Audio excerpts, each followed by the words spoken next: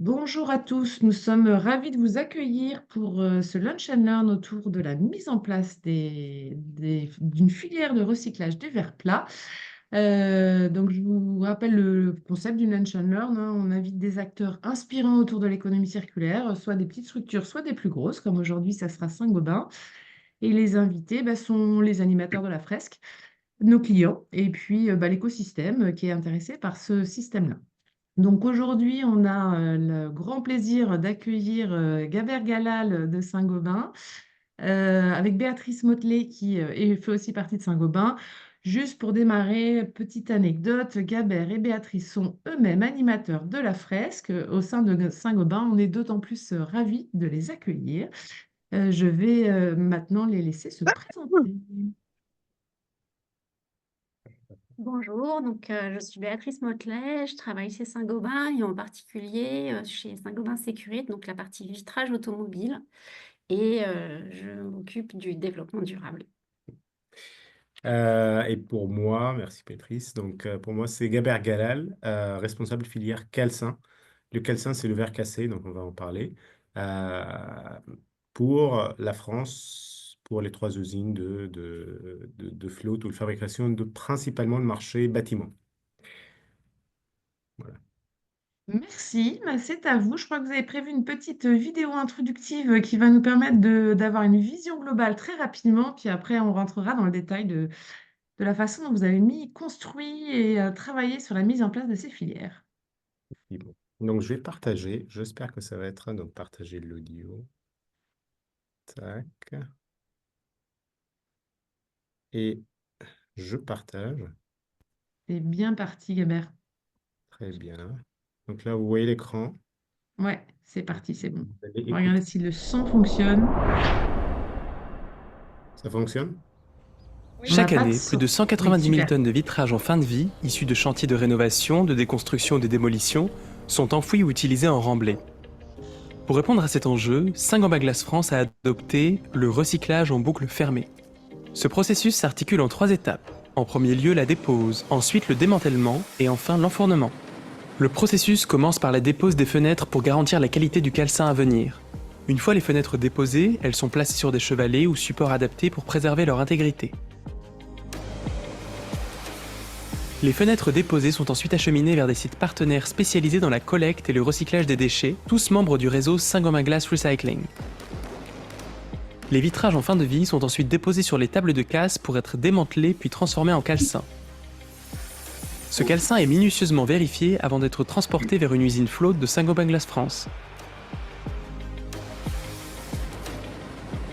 À l'usine, le calcin est vérifié et contrôlé pour garantir qu'il soit exempt de tout polluant, avant d'être enfourné pour produire un nouveau verre plat. Chaque tonne de calcin enfourné permet d'économiser 1,2 tonnes de matière première vierge et d'éviter 700 kg d'émissions de CO2.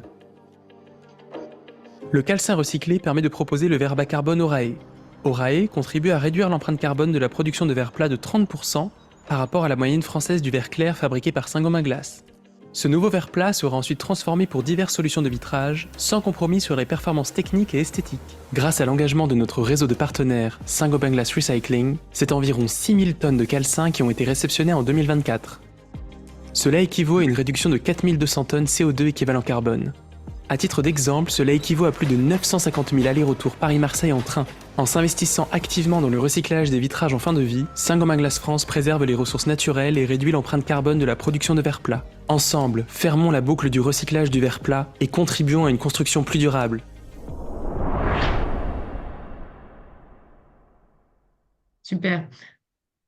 Voilà. Donc là, c'était deux fois. Donc je vais essayer là de un peu décortiquer ce vidéo qui était à 2 minutes, donc c'est assez concis. Et voilà. Et là, dans 4-5 slides, donc à peu près 10-15 minutes, je vais essayer de vous expliquer le besoin de Saint-Gobain, pourquoi on veut faire ça, pourquoi on a besoin en fait, de décarboner l'industrie, et ce qu'on appelle le gisement, c'est-à-dire les ressources qui existent mais qui n'est pas exploitées. Donc c'est le verre qui est recyclable à 100% et à l'infini et qui existe en France. Et comment on a fait, comment on a pu en fait créer chaîne, cette réseau des partenaires qui fait le lien entre le gisement, les ressources non utilisées, et le besoin, donc le besoin de cette ressource en fait.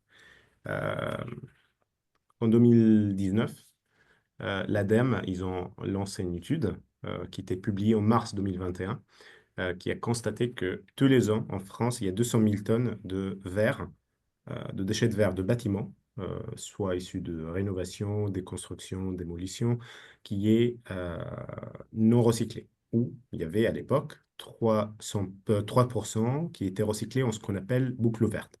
Boucle verte, c'est-à-dire que c'est ce qu'on appelle, nous en interne, downcycling. C'est recyclé en bouteille ou en laine de verre. C'est très bien, euh, mais c'est pas en boucle fermée et donc on ne peut pas produire de verre plat utilisant de la bouteille ou la laine de verre. Et c'est-à-dire que ces quantités qui étaient recyclées en bouteille, par exemple, ne reviendront pas, ou en laine de verre, ne reviendront pas en verre plat. Et pour le verre plat, on aura besoin toujours de creuser dans le carrière pour extraire de sable pour fabriquer de verre plat à nouveau. Donc ça, c'était à l'époque, il y avait 3% qui étaient recyclés en boucle verte, 0% qui étaient recyclés en boucle fermée pour refabriquer de verre plat, pour être posé chez le client final et après de le recycler en verre plat aussi en boucle fermée. Ça, c'était à l'époque. Aujourd'hui, on est beaucoup mieux, la situation, comme vous l'avez vu dans la vidéo, donc ça avance. Euh, En fait, ça avance par, donc ça c'est sur la côté ressources, donc les 200 000 tonnes qui existent partout en France. Nos estimations qui sont un peu plus que 200 000 tonnes qui sont enfouies ou mélangées avec le gravat tous les ans. Mais restons sur le 200 000 qui est le chiffre officiel de l'État. Euh, Après, l'État a mis en place un dispositif qui s'appelle la REP, PMCB. REP, c'est responsabilité élargie de producteur. PMCB, c'est-à-dire producteur ou produits, pardon, et matériaux de construction de bâtiments. L'objectif de cette REP, c'est de responsabiliser un peu les acheteurs des nouveaux matériaux, de financer cette filière de recyclage pour garantir, sensibiliser, augmenter le taux de matière recyclée, soit en boucle verte, soit en boucle fermée, mais au moins recyclée ou remployée, donc voilà, ou réutilisée si c'est possible. Donc c'est comme, juste pour expliquer rapidement, juste pour un peu vulgariser le concept, pour ceux qui ne le connaissent pas, c'est quand vous achetez une canapé fabricant de canapés en marchand, IKEA, Castorama, etc. Là, vous aurez toujours le prix de canapé, à 100 euros par exemple, 200 euros, et 1 euro d'éco-participation. Donc, tous les gens qui vont acheter des fenêtres dorénavant, ou des produits vitrés, ou des produits de construction de bâtiments, ils vont payer 1 euro de plus, ou X, une somme, en participation pour financer un éco-organisme ou plusieurs éco-organismes qui vont à la suite, en fait, superviser la mise en place des filières et financer l'activité des partenaires qui vont recycler. Et ils ne vont pas financer euh, les partenaires ou les acteurs qui vont enfouir. Donc ça pousse et ça améliore. Donc ça, c'est sur la partie un peu gisement, ressources, comment l'État a aidé à un peu aiguiller vers le recyclage ou vers des buts un peu vertueux. Revenons sur le besoin. Pourquoi, en fait, on a besoin de calcin? Ben, on a le sable qui ne coûte pas très cher et on peut faire ça. Écologiquement parlant, c'est une hérésie. Il ne faut jamais dire ça, mais financièrement, on peut dire ça. Donc là, revenons sur l'enjeu politique, pas politique, mais l'enjeu pour Saint-Gobain, c'est qu'en 2050, le groupe a annoncé net zéro carbone. Donc 2050, c'est très loin. On va essayer de l'atteindre. Par contre, c'est très très loin. On ne sait pas vraiment comment. Donc il y a des choses à mettre en place qu'on ne sait pas. Donc ça, c'est le rôle de R&D, etc. chez nous. Par contre, on a des objectifs beaucoup plus proches en 2030 à décarboner notre industrie, nos industries, tous, ou baisser les émissions de carbone de 33% par rapport à l'année 2017.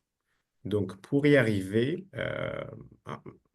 l'élément le plus polluant, en fait, le plus émetteur de CO2, c'est les fours à flotte. C'est les fours où on produit de verre plat. En fait, cette production, ça dégage de, de CO2 à cause de réactions chimiques entre le sable, qui est un oxyde de silice, et des matières carbonées. Les deux ensemble font éjecter des matières premières, et aussi on utilise de gaz naturel pour fabriquer du verre plat. Il faut dire aussi que le verre plat, après qu'il est produit, il aide énormément, surtout le double vitrage, le triple vitrage aussi, et avec les couches, différentes couches, il aide à l'isolation. Donc, ce qu'on appelle le poids de carbone embarqué dans le produit, il est quasiment rentabilisé dans quelques mois après l'installation, en, en isolation dans le bâtiment et donc en baissant la facture énergétique. Mais revenons sur le float, c'est quoi un float et pourquoi on l'appelle float? C'est l'usine de fabrication de verre plat. Première étape, c'est la composition.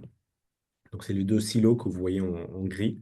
Après, c'est le four. Après, c'est le bain d'étain ou le float. Après, les tenderies et les carrés. Dans la composition, on mélange des matières premières, de sable, principalement 70% à peu près, avec de carbonate de soude, de chaux, d'autres matières premières, pour arriver à la matrice amorphe de cette matière un peu magique qui est recyclable à 100%, qui est le verre. On met tout, on mélange tout ensemble et après on rajoute du calcin et on le met dans un four. Le four, il contient à peu près euh, environ 2000 tonnes de verre liquide en permanence entre 1500 et 1600 degrés. Donc vous imaginez juste l'ampleur de ça. Et on a 3 lignes flotte en France, il y a 28 à peu près partout dans le monde, donc 15 en Europe. Sur les lignes françaises, notre scope aujourd'hui, on produit par jour 600 tonnes de verre plat par jour, de chaque ligne flotte. Et donc, tout passe dans le four, cette mélange, Et Albert, il y voilà. avait une petite question, si tu peux revenir Oui. là-dessus, c'est quoi la différence entre le verre plat et le verre bouteille? Euh, ouais, en fait, c'est la même matrice chimique. Par contre, pour le verre bouteille, il est souvent coloré. Il contient de ce qu'on appelle COV, mais c'est principalement il est coloré. Donc, l'utilisation dans le verre plat, ça impacte la transparence du verre. En fait, pour D'accord. nous, ce qui est plus important pour vous, en tant que client, et pour nous aussi, c'est de garantir la transparence du verre pour voir à travers. Ok. Euh, voilà, donc ça, c'est principalement une différence entre les deux, mais c'est quasiment la même composition chimique. Après, il y a un autre impact pour le recyclage, c'est que le recyclage de verre plat, si la qualité du calcin qu'on met dans le four n'est pas bonne, là, imaginez juste une piscine de verre, 2000 tonnes de verre liquide, ou une piscine, imaginez juste une piscine normale, une piscine d'eau normale, où vous avez versé un verre de colorant, un vin rouge par exemple, peu importe. Donc là, la propagation en fait de défaut va être beaucoup plus important, défaut de coloration va être beaucoup plus important que la quantité de liquide que vous avez Ok. versé dans le piscine. Voilà, donc nous, on sera obligé à casser beaucoup à la sortie parce qu'il y a une bulle, par exemple, de 1 millimètre dans un plateau de 20 mètres carrés. Notre process, techniquement, on ne peut pas en fait s'empêcher de casser au moins 6 mètres carrés, par exemple. Par Ok. contre, pour la bouteille, s'il y a une bulle dans la bouteille, déjà, ça ne se voit pas. Et si ça se voit pas, ou si ça se voit, ou il y a un risque de casse, là, ils vont casser une bouteille, donc le volume beaucoup moins important, et donc la qualité n'est pas très impactante pour eux. Revenons sur le four. Donc le four, après, le verre liquide, il est versé sur un bain d'étain liquide, juste pour avancer sur les prochaines slides. Comme ça, je le dis rapidement. En fait, imaginez juste de l'étain liquide. Donc c'est entre 1100 et 600 degrés. L'étain, qui est un métal, est toujours liquide, toujours dans la phase liquide. Et il est plat, parfaitement plat, parce que c'est un liquide. C'est comme l'eau, l'huile, etc. Si tout est contrôlé autour. Et là, c'est un liquide, mais qui est beaucoup plus dense que le verre. Donc, il reste en bas. Le verre, il n'y a pas de réaction chimique entre l'étain et le verre. Donc, le verre, il est versé sur cette liquide qui est l'étain. Et on contrôle liquide sur liquide. Donc, le verre sur l'étain. Et ce qui permet, en fait, la planité parfaite du verre. Et après, on tire de l'autre côté pour sortir des plaques. On refroidit doucement dans les tenderies pour arriver à l'équerry où on peut couper des plateaux de 20 mètres carrés qui sont vendus par la suite à des fabricants de double vitrage et donc des gamistes qui vont faire des fenêtres. Pourquoi le calcin est important pour nous? Donc, c'est là la question. Donc, l'intérêt du calcin, c'est un, préserver les ressources naturelles. qui sont, comme on a dit au départ, le sable, carbonate de soude et le chaux. Donc en fait, juste pour vous dire, pour produire une tonne de verre à la sortie, à l'utilisation, soit on utilise une tonne de calcin, soit on utilise 1,2 tonnes des matières premières. Il y a 20% de matières premières qui part en fumée, et en fait, qui se transforme en CO2 et qui part comme ça, donc à la Oui. fumée. Donc c'est assez conséquent. Et on utilise moins d'énergie pour faire fondre du calcin par rapport au sable et d'autres matières premières. Et donc, on économise 700 kilos de CO2 pour chaque tonne de verre produit à la base de calcin.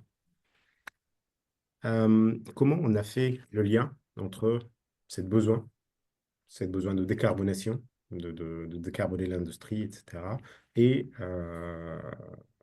et le ressource qui existe, qui n'est pas exploité, c'est cet réseau de Saint-Gobain Glass Recycling qui est le sujet de notre intervention aujourd'hui. Donc, la première étape, c'est le cureur ou l'entreprise de dépose qui sont quasiment incités, je dirais pas obligés, mais incités aujourd'hui par des dispositifs comme la REP de conserver l'intégrité de vitrage. Ce qui va permettre en fait que notre partenaire qui est au milieu, le collecteur, collecte des vitrages non cassés, non mélangés et qui pourra en fait contrôler la qualité et donc travailler selon le cahier de charges de Saint-Gobain qui va permettre le recyclage en boucle fermée par la suite.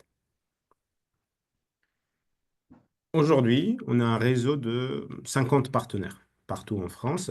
Leur rôle, c'est de collecter, c'est des acteurs locaux. Chacun collecte en zone d'achalandise de à peu près 50 à 100 km autour de chaque point. Collecter les menuiseries, traiter les menuiseries pour produire du calcin. Le calcin, il est envoyé à un de nos deux flottes qui produisent de verre bâtiment par la suite. On a commencé en 2018 avec 30 tonnes qui étaient polluées, qu'on n'a pas vraiment facilement recyclées, ou on a eu des dégâts à cause de ça. Mais ça, c'était en 2018. Et tous les ans, on augmente, et surtout depuis 2021, 2022, 2023. Et là, on attend, d'ici la fin de l'année, comme vous le voyez sur le graphique, 7000 tonnes. Dans la vidéo, c'était mis 6000 tonnes parce qu'on n'était pas sûr. Le vidéo a été fait quelques mois avant. Donc, on n'était pas très certain de la quantité qui viendra d'ici la fin de l'année, de ce moment à la fin de l'année. Mais aujourd'hui, on sait que d'ici la fin de l'année, ou jusqu'à fin novembre, nos projections d'ici la fin de l'année, c'est à peu près 7000 tonnes de calcin, qui représente 3,5% de gisement potentiel. Donc, on a des choses à faire, il y a de travail à faire. Par contre, c'est une augmentation colossale, hein, si on dit que c'est multiplié par, je ne sais pas combien, depuis 2020, par exemple. Donc, voilà. Je pense que ça, on a présenté, et je pense que les questions, il y aura des questions. Déjà, je vois qu'il y a quelques questions. Donc, France, t'es en mute. On va peut-être démarrer par les questions techniques qui sont dans le chat et puis on reviendra après sur la mise en filière, les difficultés, pourquoi ça ne va pas plus vite, même si bravo pour ce que vous faites, hein, c'est déjà énorme. Alors, les usines de verre plat ne fabriquent que des produits verts pour le bâtiment. Les fabrications de verre automobile sont dans différentes usines. Alors, du coup, on va tout de suite parler sécurité. Béatrice, peut-être à toi de réagir là-dessus. Ouais. La technologie est la même, d'accord, pour fabriquer du verre automobile ou du verre bâtiment. La grosse différence qu'on a entre le verre bâtiment et le verre automobile, en fait, ce sont les épaisseurs.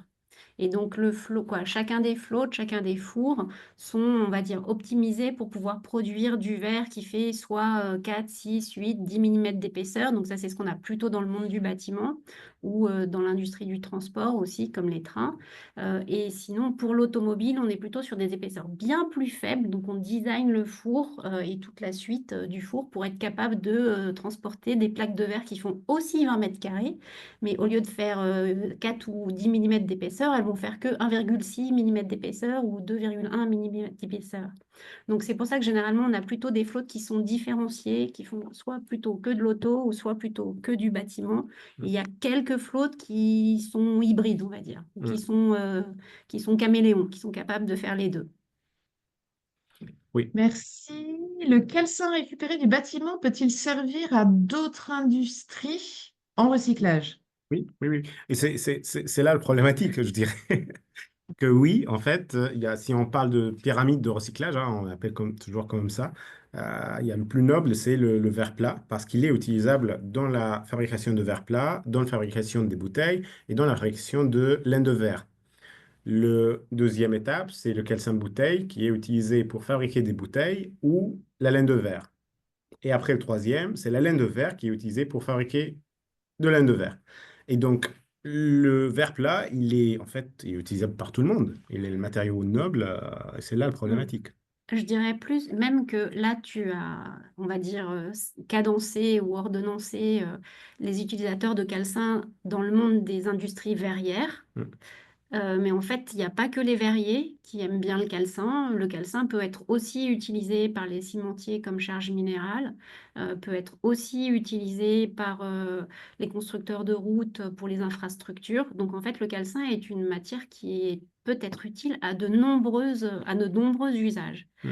Par contre, pour pouvoir avoir du calcin pour le verre plat, donc pour le verre plat qui soit utilisé dans le bâtiment ou dans la mobilité, on est obligé d'avoir du calcin qui est vraiment de très grande qualité et comme l'a dit Gabert, on ne peut pas mettre du verre bouteille pour fabriquer du verre plat, quoi. Mm. Mm. Et vous parliez aussi, enfin, vous m'expliquiez la difficulté à ce que le démantèlement de la fenêtre corresponde à certaines qualités. Donc peut-être vous pouvez revenir là-dessus, sur ces difficultés de mise en place, de préservation. On a vu un petit peu dans le reportage, on en a reparlé. Ouais. Comment il vous faut former les démanteleurs à préserver le vitrage pour que ça soit réutilisé. Ouais, et c'est là le travail un peu de longue haleine, hein. C'est pour ça que ça a pris beaucoup de temps. C'est de passer voir chacun de ces 50 partenaires, lui convaincre qu'il y a une activité pour lui dans ce domaine, qu'il y a une activité économique, activité un peu voilà, professionnelle, qu'il peut mettre en place, qu'il peut la rentabiliser en vendant en fait son calcin pour nous. Par contre, il faut qu'il respecte certaines règles. Et donc là, on passe lui voir pour faire la formation. On a des cahiers de charges, des outils de formation. Et après, via le réseau Saint-Gobain Glass Recycling qui contient 50, donc on fait des animations de réseau, c'est-à-dire qu'on fait des réunions et des webinaires et voilà, mais on passe voir chacun des 50 partenaires au moins une fois par an qui sont partout en France donc ça, c'est avec une petite équipe, voilà. Mais, euh, mais ça paye aujourd'hui. On voit que les quantités augmentent. Et du coup, ça implique que vous rachetez le calcin de qualité plus cher que quelqu'un qui voudrait l'intégrer dans sa charge minérale pour son béton, etc. Vous êtes là-dessus dans la motivation. Mm. Ouais, Ok. ouais, ouais. Donc, on est bien dans notre pyramide de la valeur. Comment je fais pour retenir la valeur au plus haut niveau possible avec le recyclage en boucle fermée? Alors, je ne sais pas si, sinon Elsa, tu peux prendre le relais sur les questions parce que j'en vois beaucoup. Ouais, 3,5% du gisement capté. Quelle stratégie pour capter le gisement sur les chantiers? Ah, ça, c'est une bonne question. Donc là, sur les chantiers, via aussi les éco-organismes, hein, parce qu'on ne travaille pas tout Mm. seul, il y a un organisme, l'OCAB, qui organise tout ça sur la France. Il y a plusieurs dispositifs. Donc, soit nos partenaires qui proposent le service de se déplacer sur le chantier et de casser directement sur le chantier, donc ça c'est aujourd'hui, soit de déposer des racks ou des agrès, des conteneurs en fait, pour récupérer les fenêtres intègres, pour qu'ils puissent en fait les transporter et garantir qu'il n'y aura pas, ou des fois des bennes, hein, et ça marche Mm. très bien, pour récupérer ça et le collecter et traiter dans leur centre de tri. Après, dans le futur, peut-être pas aujourd'hui, mais on espère pas beaucoup de temps, c'est de mécaniser cette process de casse à la marteau. Ça, c'est l'objectif. Donc, c'est un objectif un peu long terme. On a quelques solutions. Donc, on étudie avec nos équipes aujourd'hui environ 10 solutions pour mécaniser cette process. Mécaniser cette process, c'est-à-dire mécaniser la casse dans les ateliers de nos partenaires ou aussi sur les chantiers. De voir comment on peut développer une machine qui aide à produire du calcin directement sur le chantier, opéré par les partenaires. Il y a des questions sur la réutilisation. Pourquoi le vitrage ne pourrait pas être réutilisé Ouais, directement, quitte à le resizer comme il faut? ouais. Quels sont, voilà, si vous pouvez répondre à ça. Oui, oui. C'est une question qui est souvent posée, en fait, et qui est totalement légitime. Il y a plusieurs raisons, en fait. Nous, si on arrive à réutiliser ou remployer les vitrages, c'est toujours mieux. Mhm.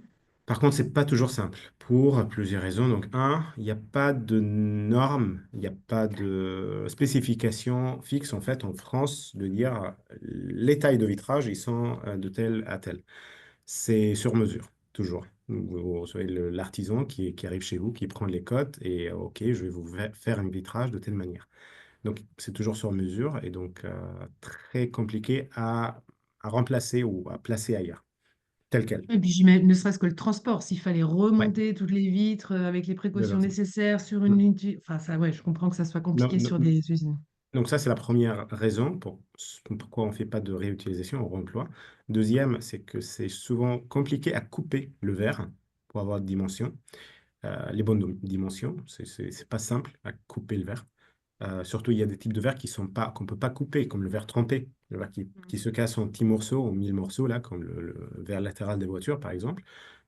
On peut pas le couper. Chimiquement, physiquement, on peut pas. Troisième, c'est les assurances qui assurent pas un produit qui était produit il y a 20 ans. Euh, Quatrième raison, c'est que quand on change un vitrage, bah, on change pour une raison. En fait, on le change parce qu'il est plus efficace aujourd'hui. Vis-à-vis des normes d'aujourd'hui, on veut un vitrage qui est beaucoup plus efficace, avec une couche, par exemple, voilà, protection solaire, etc. Et donc, il y avait une raison pour changer cette vitrage. Donc, pour le remplacer ailleurs, pour le mettre ailleurs, c'est... Voilà. D'ailleurs, ces protections solaires, elles ne sont pas gênantes quand vous cassez les vitrages? Non, vous Non, arrivez à les Non, isoler. Ok. non, pas du non. tout. Ouais. Je vois pas On mal aussi isole, de on questions, Oh, ouais, on les sur les isole pas, elles motivations. restent avec le calcin. D'accord. Je vois beaucoup de questions sur les motivations et les leviers de toute cette mise en place de la filière. Donc, si je reprends un peu ce que vous avez dit, il y a le côté réglementaire avec l'introduction d'une REP et j'imagine que le diagnostic pré-démolition, je ne sais plus comment oui, exactement son nom, va aussi favoriser ça, hein, parce oui, qu'on vient solliciter ceux qui travaillent à la déconstruction à déposer et pas à casser. J'entends le besoin de réduire l'empreinte CO2 de l'activité de Saint-Gobain. Moi, j'ai ce chiffre que vous m'aviez cité qui m'avait marqué en disant c'est 10% du chiffre d'affaires, 30% de oui. l'empreinte CO2 de Saint-Gobain. Donc forcément, il y a une grosse motivation. Est-ce qu'il y a d'autres leviers? Est-ce que c'est le coût? Est-ce que c'est la responsabilité? À la préservation des ressources naturelles, Ouais. tout En fait, simplement. ouais, Ouais. c'est la stratégie, en fait. C'est-à-dire que si aujourd'hui, on épuise nos carrières du sable, Mm.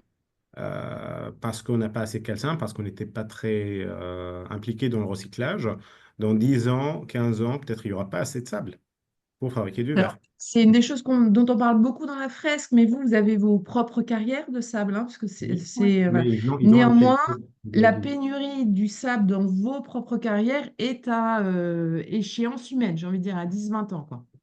Non, on n'est pas assez ce terme-là, mais ça n'empêche que quoi, il y a une attention de préservation des ressources naturelles. Et puis, bon, comme vous dites, le sable, quoi, dans la fresque de l'économie circulaire, la carte sable, je pense que c'est une des cartes marquantes pour beaucoup. Et on Oui, découvre que c'est la matière la plus, la ressource la plus consommée. Hmm. Donc, voilà, si vous êtes chacun dans fait cette pas approche. sa part de responsabilité et d'action pour faire en sorte que ce soit mieux pour la planète, bah, Ouais. si un grand goût comme nous, on met pas notre pierre à l'édifice, Hmm. où allons-nous? On est d'accord. Qu'est-ce qui vous manque en fait pour passer à l'échelle? Ça, c'est une bonne question. Donc, il faut dire que déjà, c'est pas simple à mettre en place. Les 7000 tonnes, je viens de faire le calcul là. Le 7000 tonnes qu'on va récupérer d'ici la fin de l'année représente à peu près 280 000 fenêtres. Donc, c'est beaucoup de travail pour avoir les 7000 tonnes. C'est beaucoup, beaucoup de Mm. travail de tout le monde, de tous les acteurs. Plus un quart de million hein, des fenêtres qui sont cassées aujourd'hui à la main, principalement hein, à 95%, je dirais.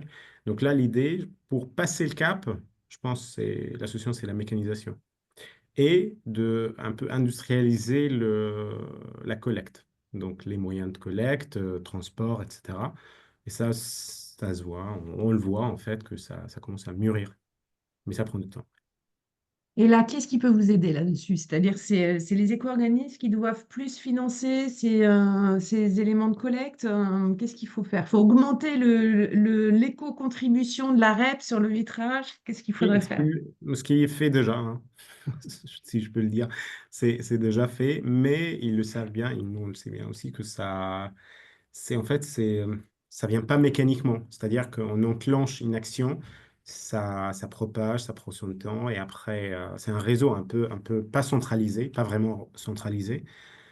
Et donc, au bout d'un an, les gens, ils savent, OK, il faut changer des pratiques, il faut pas s'appuyer sur les pratiques qu'on avait, on a toujours fait comme ça. Voilà. C'est le poids du changement et je pense que à la fois merci de nous avoir donné cette opportunité de parole, mais si chacun d'entre nous on est finalement aussi messager et promoteur du fait que quand je vais changer mon vieux vitrage ou ma vieille fenêtre, je pose la question à l'artisan, mais vous allez en faire quoi de cette fenêtre? Qu'est-ce qu'elle va devenir? Où est-ce qu'elle va atterrir, quoi? Si chacun d'entre nous on a la curiosité et la sensibilité de savoir comment ce, ce- cet élément cassé ou cet élément hors d'usage, qu'est-ce qui va devenir? Il y aura un effet de propagation, mais il faut faut qu'il y ait un effet d'embarquement. Donc là, par chance, côté bâtiment, le côté législatif existe déjà, Mm, mais c'est pas le cas pour tous les verres, hein. mm, Et puis après, il faut que chacun d'entre nous, on soit aussi stimulateur de la recyclabilité et mm. du fait que le verre, c'est vraiment une matière infiniment recyclable. Beaucoup de Je pense personnes qu'on est ne sont pas tous infiniment ici recyclables. convaincus de l'importance d'aller diffuser ces messages-là. Donc, vous aurez des avocats de la chose. Ouais. En gros, il faut quoi? Il vous faut encore 10 ans pour... je te laisse la parole après, Elsa. Il vous faut 10 ans encore pour arriver à des taux plus importants. Et j'avais une question sur la concurrence, mais je laisse Elsa prendre la parole. Oui. Oui, j'ai finalement trouvé comment lever la main sur la nouvelle version de Zoom et ça marche aussi en physique. Merci beaucoup pour la présentation, vraiment super intéressant. Moi, j'avais une question plus en termes d'écosystème justement sur l'enjeu de la collecte préservante. Ça a été un sujet que vous avez évoqué, donc c'est le premier pas qui vous permet en fait de faire la suite. C'est le gros sujet quand on parle de gestion des déchets du bâtiment, c'est la collecte préservante. Du coup, je me demande comment vous abordez le sujet par rapport à la multiplicité aussi des acteurs qui sont pas forcément sur le sujet fenêtre, mais qui sont sur tous les sujets matériaux et qui ont besoin de collecte préservante quand on fait de la déconstruction aujourd'hui. Mm. Est-ce qu'il n'y a pas quelque chose à penser justement sur ce temps de la collecte préservante, plutôt avec tout l'écosystème d'acteurs, plutôt que sur la filière fenêtre, par exemple? Oui. Bah, en fait, comme pour le verre, ça c'est notre sujet aujourd'hui, mais il existe chez nous et après pour les autres matières, par exemple la filière qui s'appelle Placo Recycling et Isover Recycling, et eux, à leur tour, ils mettent à disposition, avec aussi leur réseau, mettent à disposition des conteneurs de collecte. Après, il y a un autre service que je trouve très intéressant. C'est pas issu directement de Saint-Gobain, mais il y a des sociétés qui font ça, qui déposent des big bags. Je ne sais pas si c'est réutilisable ou pas, mais ils posent des big bags qui permettent d'identifier et de collecter séparément, en fait, sur un chantier, les quantités de déchets qui va être générées. Après, ils réussissent à distribuer. Par contre, ça ne marchera pas pour la fenêtre parce que les fenêtres, c'est souvent plus grand qu'un big bag. Donc nos partenaires, ils posent des racks, euh, souvent en bois, qui ne sont pas chers. Euh, Mais est-ce que justement, ça serait pas une idée de développer en fait, que ces collecteurs de Big Bag, moi je pense à Trien Collect par exemple, oui, par exemple, parce que qui fait j'avais en ça, tête. Mm. que justement il y ait un petit peu comme le tri 7 flux maintenant qui est imposé dans les entreprises, de dire bah là en fait c'est le container fenêtre, il est comme ça et il est standardisé et il est comme ça sur tous les Mm. chantiers. Oui, Ouais, ouais. il y a des réseaux qui font ça aujourd'hui, comme Recif par exemple, donc recyclage fenêtre, mais ils sont que sur la filière fenêtre. Try and Collect, ils sont sur les matières qui sont en big bag, c'est leur modèle de business. Mais l'idée, c'est de vraiment, c'est de... Moi, je l'ai vu comme ça, hein, il y a 5 ans, et je pense que ça va continuer comme ça. C'est un peu la croissance un peu organique. C'est-à-dire, c'est comme les champignons, quoi. C'est vraiment, bon, c'est pas le bon terme, mais bon. C'est quelque chose qui augmente tout Multiplié. seul, qui se multiplie, qui se répète, qui après, peut-être, ça s'améliore, hein, en faisant d'autres formes. Mais il faut laisser, en fait, la force et le financement aux entrepreneurs. Ils peuvent développer des solutions comme Recif, comme Try and Collect, comme la quasi-totalité, hein, je dirais 2 tiers de nos partenaires, ils sont des petites structures. Ils ne sont pas un tiers seulement, c'est des déchetteries professionnelles. Et voilà, donc je pense que c'est quelque chose qu'il faut juste financer, avoir des appels à projets, par exemple, via les éco-organismes, euh, pour pousser à faire ça. Mais ils seront beaucoup plus efficaces que d'avoir quelque chose centralisé qui vient d'un Saint-Gobain ou d'un autre. Après, peut-être qu'on est. Moi, je reviens un petit peu sur la proposition d'Elsa, c'est de dire est-ce qu'il n'y a pas une marge de manœuvre sur la collaboration? Parce qu'en effet, entre le placo, les vitrages, les tuiles, etc., si chacun vient collecter, est un intervenant sur chacun des points de collecte, enfin, ça va complexifier. Ça me permet aussi de rebondir sur ce que disait Cécile en commentaire en disant qu'elle avait parlé de ces problématiques-là devant des artisans et qu'il y avait une levée de bouclier.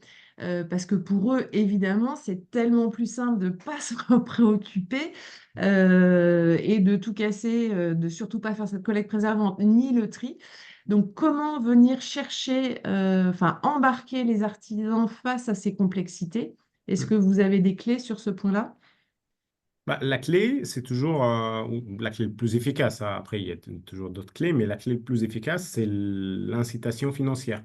De Hmm. dire si il est préservé, c'est gratuit. Ce qui se passe aujourd'hui avec les éco-organismes. S'il est tout cassé, mélangé dans une seule benne, Tu là, vous payes. payez 200 € la tonne selon la région. Voilà. Ouais, Et c'est un bon argument et ça marche ça bien. marche très bien, hein. Ça marche très bien. Malheureusement, c'est le seul qui marche très bien, mais voilà. Il y a eu une question qui est passée qu'on n'a pas reprise sur qu'est-ce qui se passe dans le secteur automobile à ce Mhm. sujet-là, hein, Béatrice? Ouais. Eh bien, en fait, on est en train d'essayer de réveiller les consciences aussi. Donc, on est à peu près à l'étape de 2018, Mm. 2019 dans l'histoire de ce qui se passe autour du vitrage bâtiment pour l'automobile. Pour le moment, en fait, donc les fins de vie de vitrage auto, donc soit parce que le vitrage a été remplacé, soit parce que le véhicule va à la casse et il va donc être démantelé. Pour le moment, il n'y a quasiment pas de récupération de vitrage en fin de vie, à la fin de vie des voitures. Il y a un petit peu un petit peu de réusage. Ça représente, je crois, 3%, 4%, grosso modo, quoi, 8% parfois maxi. Il y a un petit peu de réusage sur certaines glaces position, quoi, certains vitrages, mais c'est encore très faible. Par contre, le fait que les vitrages de voitures démantelés puissent redevenir un vitrage plat, pour le moment, c'est quasiment inexistant. On est en train de démarrer ces flux-là. Donc voilà, il y a un an, on a récolté 2 tonnes. Cette année, on va peut-être arriver à à une vingtaine de tonnes. Donc, on est vraiment au tout début de l'histoire. Et, euh, et pour le moment, la législation n'est pas très incitante. Donc, la législation dans la fin de vie automobile, elle est très insistante pour d'autres matières et c'est bien, hein, c'est indispensable. Mais voilà, donc nous, on est au début de l'histoire, on est un petit peu en retard par rapport au bâtiment dans l'automobile, même Mm. si c'est parfois très high-tech, sur ce sujet-là, on n'est pas très en avance. Mm. Et on y J'ai vu croit, on va passer y aller. et on voit l'engagement que vous avez, hein, et on voit aussi les difficultés en fait de faire bouger tout ce Oui. secteur-là, vu la multiplicité des acteurs, les enjeux financiers, les changements d'habitude qui font que ça rend les choses difficiles. Donc, ne lâchez pas, allez-y. Voilà. Ouais. Et J'ai- on voit aussi à quel point la loi aide, Ouais. justement. Pour le moment, les quelques tonnes qu'on arrive à récupérer, c'est Ouais. uniquement par volonté, collaboration, engagement. Ouais. Voilà. Et quand ça bouge, c'est que quand même, si ça bouge dans le bâtiment, c'est qu'il y a eu la REP PEMB, quoi. Oui. Mm. Mm. Il y avait une question sur le modèle économique, en gros l'équilibre financier ou pas de cette filière de recycle, enfin voilà, de cette boucle fermée. Oui. Bah, en fait, c'est pour le bâtiment, je parle parce qu'il y a la REP Oui. qui vient en jeu. C'est rentable pour les sociétés, c'est-à-dire qu'aujourd'hui, ils sont rémunérés pour chaque tonne de déchets bâtiments collectés, donc tonne de menuiserie complète. Après, ils ont, donc ça c'est la première source de rémunération. Deuxième source de rémunération, c'est la vente des matières aux exutoires. Mm. C'est-à-dire, dans toutes les fenêtres, il y a toujours du verre. Donc, il y a le verre qui sera vendu à Saint-Gobain. Après, il y a d'autres matériaux aussi, soit du bois, PVC ou aluminium qui sera aussi vendu et qui finance, Revalorisé. revalorisé et qui finance en fait l'activité de cette entreprise. Et pour vous? Pour nous, en fait, on est vraiment à l'équilibre. Et ça, ce qu'on cherche. On peut pas, moi, il faut le dire aussi, qu'on peut pas dépasser le prix des matières premières plus le prix de sable. On a quelque chose qu'on appelle le point mort ou le break-even point. Mm. C'est le prix de, est-ce qu'on utilise de matières premières plus euh, le gaz qui est utilisé, ou si on veut vraiment décarboner, qu'est-ce qu'on peut faire? Donc, d'utiliser de calcin. Par contre, on ne peut pas dépasser et impacter financièrement en fait la société. Donc, ce qu'on fait aujourd'hui, c'est qu'on est quasiment au même niveau, c'est-à-dire le même prix des matières premières total, parce que malheureusement, le sable n'est pas très cher. Donc, Ouais. voilà. Donc ça, avec la quantité de gaz ou les économies de gaz qu'on peut ou qu'on gagne en utilisant le calcin, les deux ensemble font un prix et c'est le prix qui décide en fait notre prix d'achat. Est-ce Euh, que demain, l'objectif de réduction de CO2 ne vaudra pas le fait que le coût global de réutilisation du calcin soit intéressant? On verra. si, si. Ouais, en fait, Elsa, vas-y. ça Ou c'est vas-y, Gabriel. aussi. Ouais, il y a une chose en interne, on intègre dans tous les projets un Un coût coup. de Oui. CO2. Donc, un Ouais. coût même si ce n'est pas appliqué par la loi, ou Ouais. on ne le subit pas aujourd'hui, mais il rentre aussi dans le calcul de ce point mort. C'est-à-dire qu'on a intégré aussi le coût de tonnes de CO2, même si financièrement, ça ne rentre pas dans le calcul, mais il est considéré dans le prix de BIP. Voilà. Alors, je pense qu'on pourrait continuer les discussions et les questions pendant encore une heure. Néanmoins, on essaye de respecter le timing. Elsa, est-ce qu'il y a une dernière question auquel on n'a pas répondu, qu'on met sur le tapis ou pas? Bah, il y Euh, en a d'autres, malheureusement, on aurait bien aimé continuer. Ce que je vous propose peut-être Ouais, aussi, c'est de reprendre les questions qu'on n'a pas répondues et peut-être les répondre à part, soit par un mail ou je vous laisse après. super, top. Merci, merci. Ah, parce qu'il y avait des questions Euh, très intéressantes. Ouais. En petit mot de conclusion, je trouvais que ce sujet était très intéressant, montrait de la difficulté. Et souvent, on a des réactions, mais c'est facile, il faut faire du recyclage. Non, on voit bien que c'est pas si simple que ça, et que ça repose aussi sur l'engagement de gens comme vous. Donc, bravo, merci. C'était pour nous, je pense, fort instructif. Un grand merci à tous les deux et un merci à tous les gens qui ont pu participer. Le replay sera bientôt disponible sur nos moyens habituels de diffusion. Merci à tous les deux. Merci. Merci. Merci beaucoup. Bonne journée.